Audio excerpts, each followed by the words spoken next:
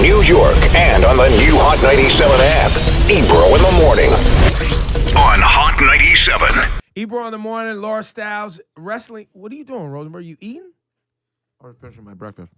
He's having cookies. I didn't know you were starting yet. We sit down in front of microphones. We put headphones on. The NYPD's here. And I am wearing a wrestling tee. You got that part right. Sasha Banks. There you go. Officer Monahan and Officer Tariq, give it up. The NYPD is here. Tariq, what's your last name? I just call you Tariq. Shepard. Tariq Shepard. Do you like Officer Shepard? Bring the mic closer to you, sir. Tariq is good. You like Officer Tariq? That's good. Just Tariq. The officer part, nah.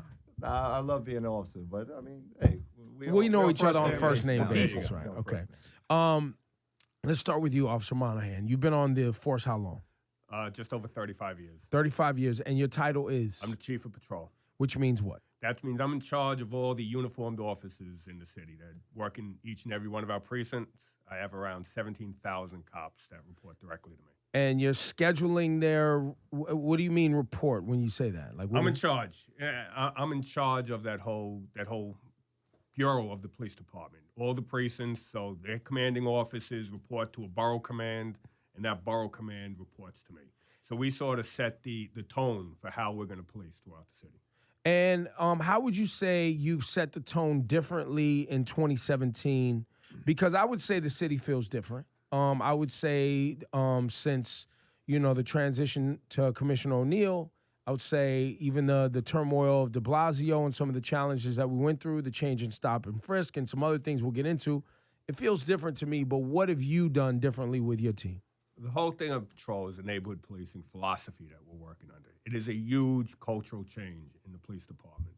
We're talking to our cops, and we want them to connect with their communities, be part of it, take ownership of certain neighborhoods. So we're keeping those same cops in that neighborhood every day. For years, I was having cops work one end of a precinct one day, the other end the next, and maybe going to Yankee Stadium for a game after that, or sitting on a prisoner somewhere. We want the same cops working in the same neighborhood every day so they get to know the people, get to know the 99% of good people that are in that community, and be able to identify that 1% of a criminal element that's out there causing havoc within the community. What was the impetus for this? Does it have anything to do with, Eric Garner's situation, for example, was something where we talked about knowing the community? I know they knew Eric before he passed to some degree. But tell us, were there other things? What was the impetus for sort of this version of patrolling? In 2014, we all know what was going on, not only in the city, but nationally. We had the Garner incident, you had Ferguson, you had tremendous protests throughout the streets, 25,000 people marching down the street, very negative against the police, very anti-police sentiment that was going out there. Culminates into the assassination of two of our officers, Detectives Lou and Ramos. At that point in time, morale for the police department was as low as it could get. There was a real disconnect between our cops that are out there every day and the communities that they served. We needed to change, and we needed to change quickly. So we devised this system, this neighborhood policing, this philosophy that we were going to work under. And we had to do it, and we had to do it quickly, but we had to do it right. So we couldn't just come up with a system and say, hey, the entire city is going to do this today. This is a cultural change. It takes time. Was it hard to deliver that message? Because I would imagine whenever there's turmoil and whenever there's a random attack that happens on any group, the natural reaction is to strike back with vitriol and anger and no nonsense. Was it hard for you to say, hey, this horrible thing just happened, but we need to look at ourselves and think, like, what can we do differently to start changing things? We knew it. The sentiment was out there. I spent my entire career on patrol with cops and understanding what a cop wants. The whole change here was very easy for us to bring to the cops. This is what the patrol officers wanted to do. They didn't want to go out there and have to blanket a community with arrests or summonses. They wanted to interact. They wanted to have discretion, which is something that we talk about all the time now. And that was the main change. Probably the hardest thing we had to do was... What does discretion mean? Sorry. That means an officer can go in on... this case. An officer on the scene... If he sees someone, he has that decision. Whatever the quality of life issue, whatever the problem is, he has discretion. What's best? What is the best way for him to handle it? He's on that street every day. He's on 183 in Walton every single day. He knows, do I need to make an arrest to resolve this issue? Do I need to give a summons? Or is there another way that I can come up with to resolve it? I'm sitting in headquarters. I don't know best 183 and Walton Avenue better than that cop who's down there every day, dealing with that community every day. We have to give that cop discretion to resolve the problems. We need problems resolved. We need quality of life issues dealt with. But we have to have faith in our cops that are out there every day to be able to come up with the best way to resolve that. And that's the change that we undertook.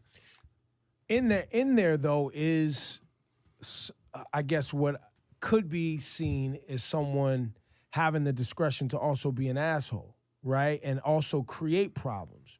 So how would you manage that if you have somebody who is on the ground in a neighborhood, and that like we're seeing with the 42nd Precinct in the South Bronx and the big story in the headlines and the guy David Terrell, which he's been on the force and has his badge taken or whatever, that's being investigated, right? But this is somebody that was doing things on the ground in a community. People were complaining and nothing was happening. How are you going to manage that moving forward? I did. With the David Terrell issue, again, that's active lawsuits and everything else. I don't want to talk specifically about Dave, but I will talk a bit about the 4-2 precinct. There are a lot of issues within the 4-2 precinct that we had to deal with. Big gang issues in the 4-2 precinct.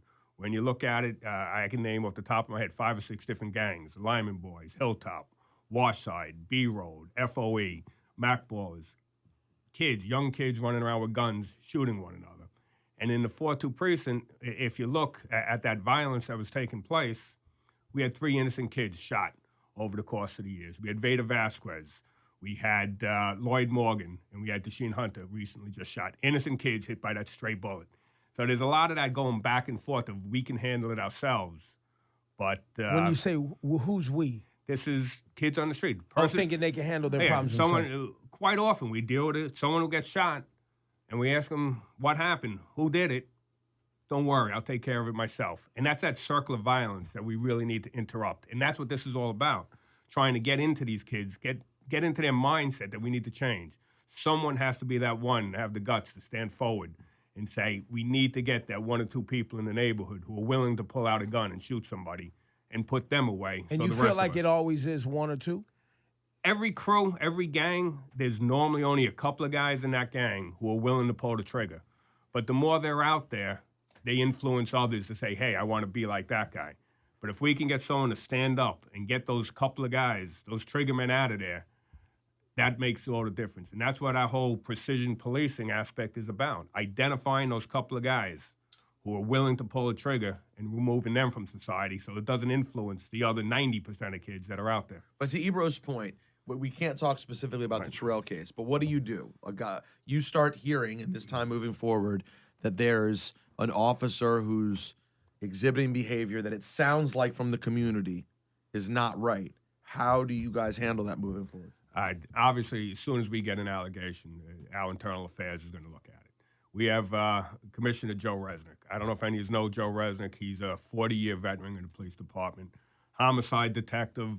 He would handle every major police shooting that ever happened. He's been running the Internal Affairs Bureau right now. He's the sort of guy, if I was doing something wrong, I certainly wouldn't want him looking at us, looking at me. But he would get a case. We would get, just 1 second before, he would get the case to follow up. But the key thing for a lot of this is that we need those witnesses who are saying things on a street corner to come forward and talk to us, talk to our Internal Affairs Bureau, and tell us what they've said at other times. Because we don't decide these cases in the media. We need to do an investigation, and you have to be willing to come forward either to our Internal Affairs Bureau, to the district attorney's office, or even to a federal if you don't have faith in that. But someone has to come forward and be willing to take that next step if there is a negative cop out there to give us the information. Same as we look as a shooter. You know, when someone says someone's been on a job for 40 years, right? That, for me, that's when I get worried. That's when I go, wait a minute.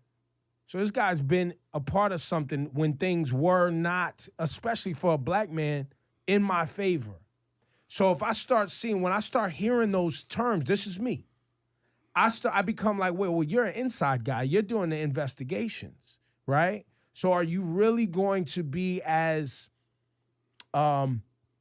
purposeful about rectifying culture and changing culture as someone who would be new?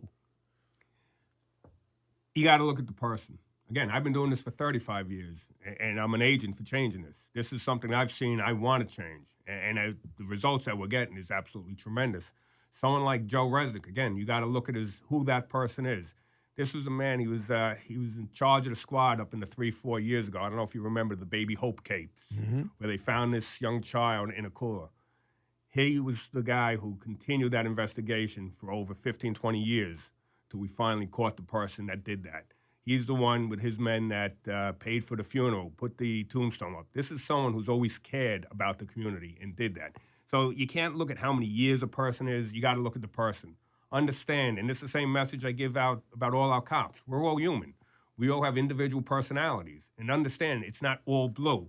It's not everyone you see in a uniform is the same. Every cop has an individual personality. And granted, there are definitely some cops that aren't good, that we have to remove, and we do. We fire cops on a regular basis. Right. I don't think that gets covered, by the way. Well, since you brought that up, we talk about it on the air. I'll be like, oh, they got another one up out of there. This one was selling drugs, or 12 of them got busted on this, and these guys been on the job for 20 years. But I don't really think it gets as much coverage as, I guess, I would like cop, to see. Well, not as much as an active cop doing something bad and not getting in trouble. Right. It's almost like I know you guys. It's an interesting relationship too, because you don't want to be like, guess what? Look who we blew out. But at the same time, it's like you wish it was like the NFL, and it's like released, because that is important. Because a lot of people don't think that bad cops ever get released because it kind of gets quiet. I would say you guys fired probably 20 cops in the last 18 months that I can remember.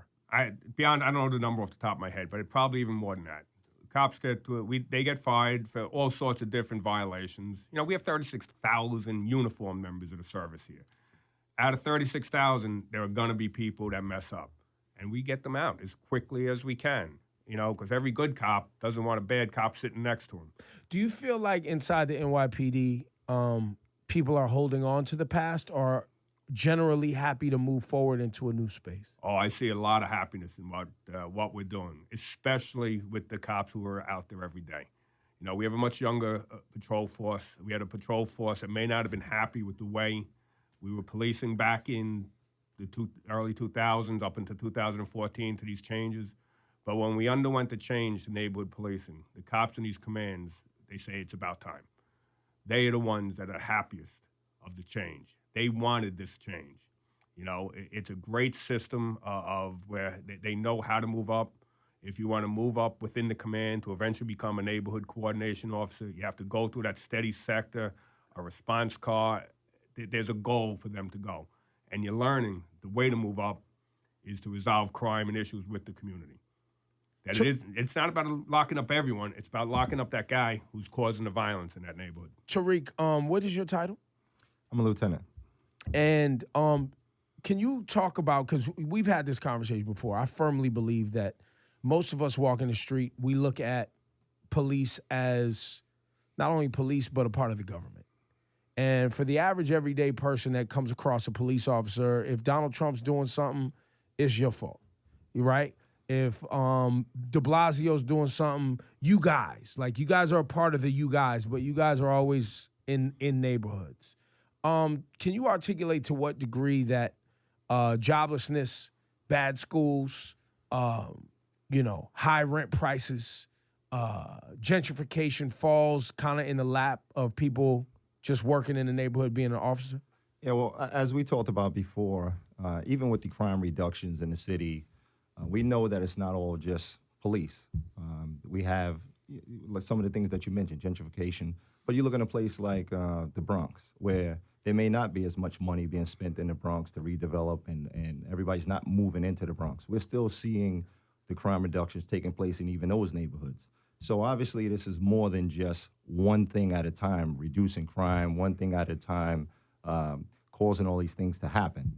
But when you mention Donald Trump and when you mention us being looked at just as the police in general, you have to look at the NYPD and what's happening here, because we see incidents taking place all around the country, but that's not our city. What's happening in our city is we have a lot more people looking at what we're doing, interacting with our cops, but also seeing that this is not just dialogue. One of the reasons we reached out to you is because we wanted to get a message out to a younger group of people so they understand that the things that we're doing are genuine and they're working.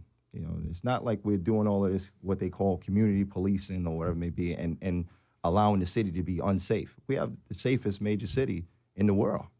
And we're still doing that while we increase the relationships with the community.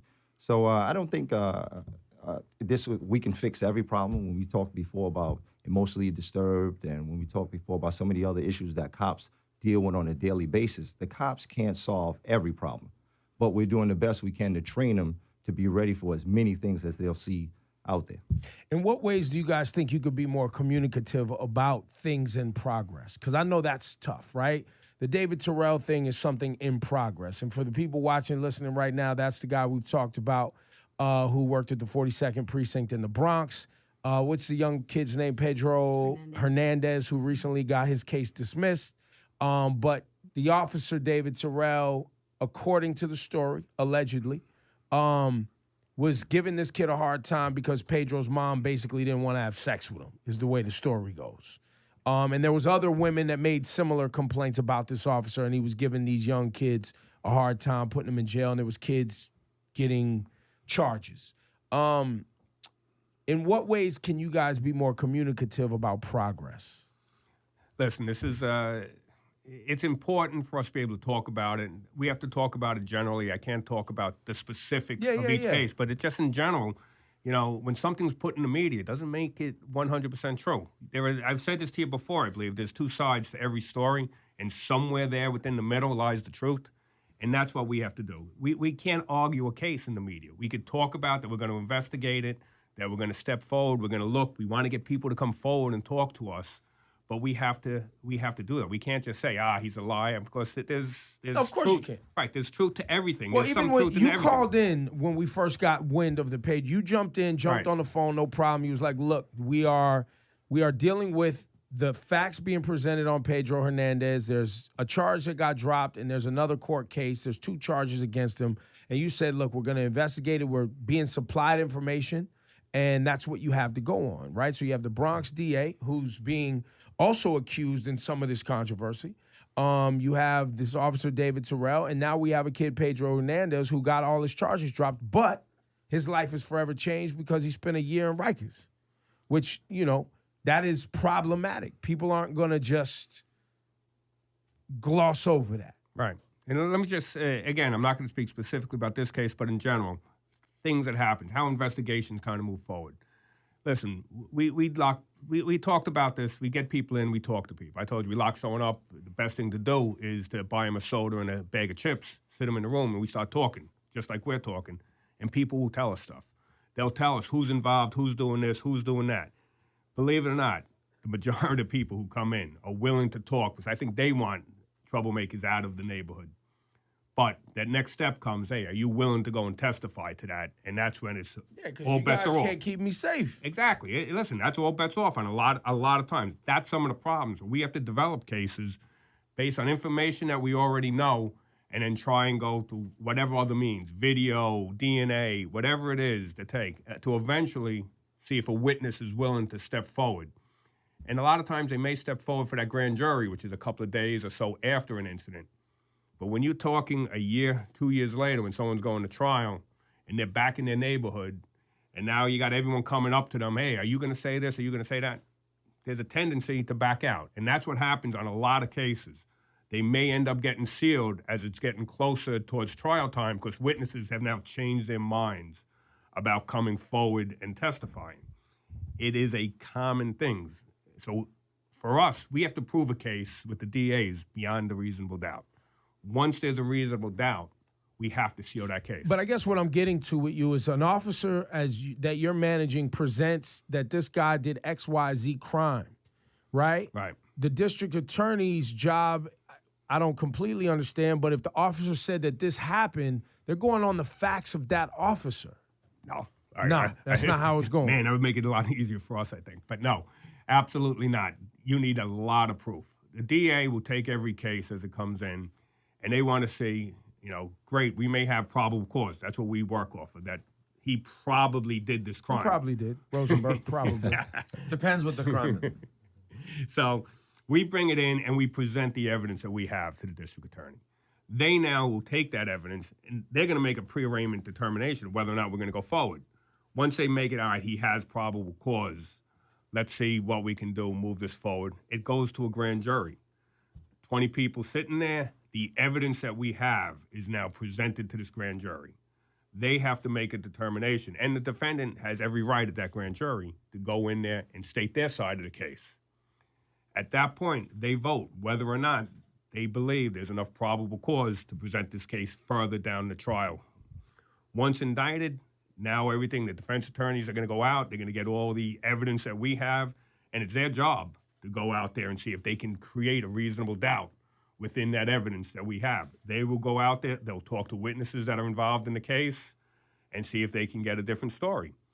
And that's how it evolves to the point of trial. And at a trial, it is the state's responsibility to prove it beyond a reasonable doubt. If that jury has any doubt so-and-so did it, the case is dismissed or found not guilty. Never means he's 100% innocent, but we can't prove for 100% that this person did it. It's better to let that person out than to go forward on someone that you can't prove 100%. And then you have that, which people don't trust the relationship between the DA and the cops, so there's mistrust there.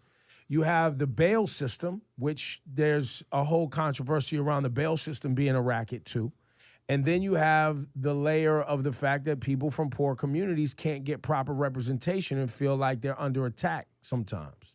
And so the reason I'm bringing all of these layers up is because you guys have a lot to deal with in changing the perception of a system that you guys didn't personally create, but that you're beholden to and have sworn to uphold. And I guess what I want to hear from you guys today is that this cultural change that we're talking about is something that we're going to stick to moving forward, because we can't change the past. We can try to fix up a few things, but Tariq is smiling. Something you want to say? No, well, I mean, going back to what you said earlier, how we're going to communicate more, just us being here is a testament to that. What we're doing tonight with Hot 97 over at on 20th Street, having that town hall type style meeting. Who's on that panel? Fat Joe, Jemani Williams from Brooklyn. We're going to have Chief Monahan, and then we're going to have one of our cops from Brooklyn North, a 2-year officer who was hired right after the times that we're talking about right now. He's hired probably around January 2015, coming off of Ferguson and Eric Garner. And one of the reasons that he was selected was because Lisa wanted to talk to him about his mindset of taking his job as a young officer after all these things were going on, the massive protests and everything. He was dropping the application as all that was happening. So to get inside his thought pattern as that was going on. He decided to sign up. Right. So look, I'm gonna keep grinding y'all about the David Terrell till we get some answers. I'm gonna just be honest, because I think that is a very I mean it's like a fucking movie. Like, you got to be honest. The way that and I know you guys can't speak, but if you read up on it, it is like something out of a movie that is happening in our city. Other things, there was a $75 million lawsuit I read about that was 900,000 bogus arrests, and the NYPD paid out $75 million to a class action lawsuit. I don't know if you guys know details of this. This might not even be on your radar. Tariq, you seem to... Chief Monahan can address it. We talked about this when Sean King came in. So okay. Yeah, these weren't arrests. These were summonses that were issued. Summonses, so the person was never brought in handcuffs, never arrested. It was a settlement that we had with the city, with the people. These were summonses that a judge found factually insufficient. That it could be anything that on the summons itself, they forgot to put the person's date of birth, forgot to put his address, didn't write the story. So all those summonses, then the judge, at one point there was an agreement between legal and us that we would settle the lawsuit with the people. The judges had dismissed all those. And is that the same as the dismissed 640 warrants, or that's different? That's completely different. These are people that were given warrants, hadn't been arrested in over 10 years. So nothing had happened within 10 years. That person never returned on that warrant within 10 years.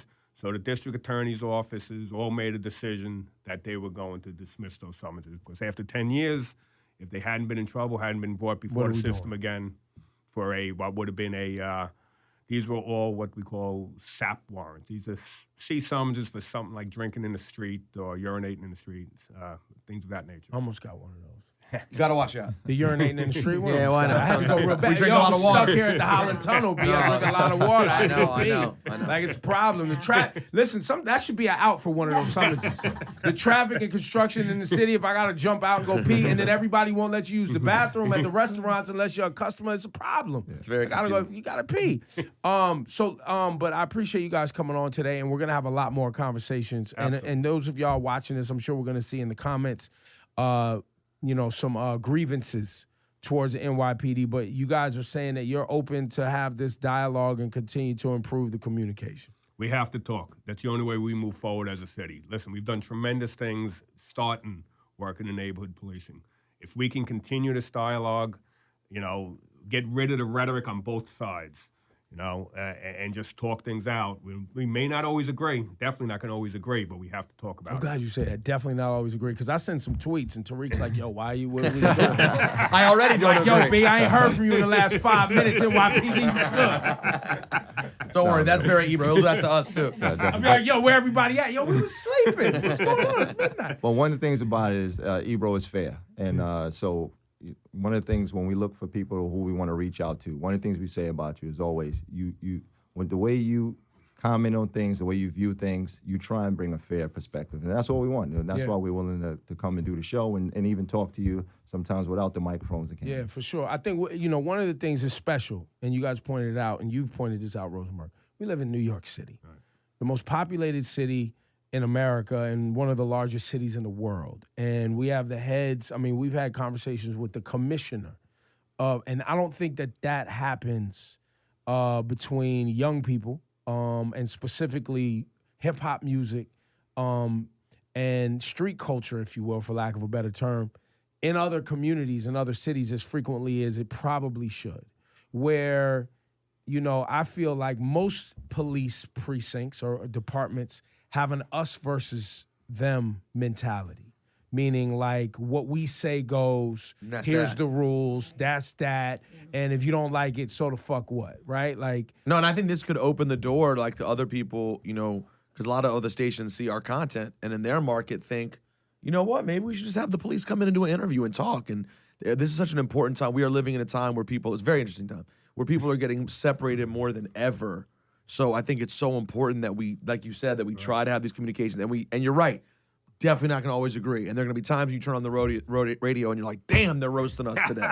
But there are going to be times, I promise you, where if something good happens, we'll be the first ones to point it out and be like, hey, NYPD did this, and we appreciate that. So we appreciate you guys making time. This illegal U-turn I made up on the All right. So All right, man. We'll see y'all later. Good talking to you. Give it up, NYPD. Thank you, man.